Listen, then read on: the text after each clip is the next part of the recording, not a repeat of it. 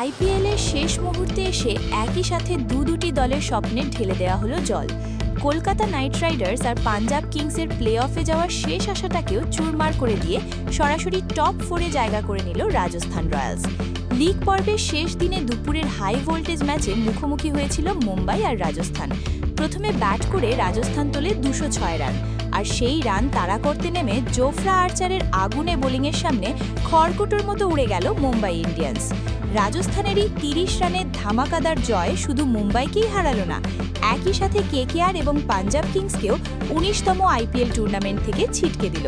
16 point নিয়ে টেবিলের 4 নম্বরে থেকে প্লে অফের টিকিট কনফার্ম করল রয়্যালসরা। অন্যদিকে ঘরের মাঠ ইডেন গার্ডেন্সের সম্মান বাঁচানোর শেষ ম্যাচেও দিল্লির সামনে খড়কুটোর মতো উড়ে গেল নাইটরা। প্রথমে ব্যাট করে লোকেশ রাহুলের ঝড়ে দিল্লি তোলে 203 রান, আর জবাবে কুলদীপ যাদবের স্পিনের জালে ফেসে 163 রানেই শেষ হয়ে যায় রাহুলের কেকেআর। 40 রানের এই বড় হার নাইট ফ্যানদের হৃদয় পুরো ভেঙে চুরমার করে দিল।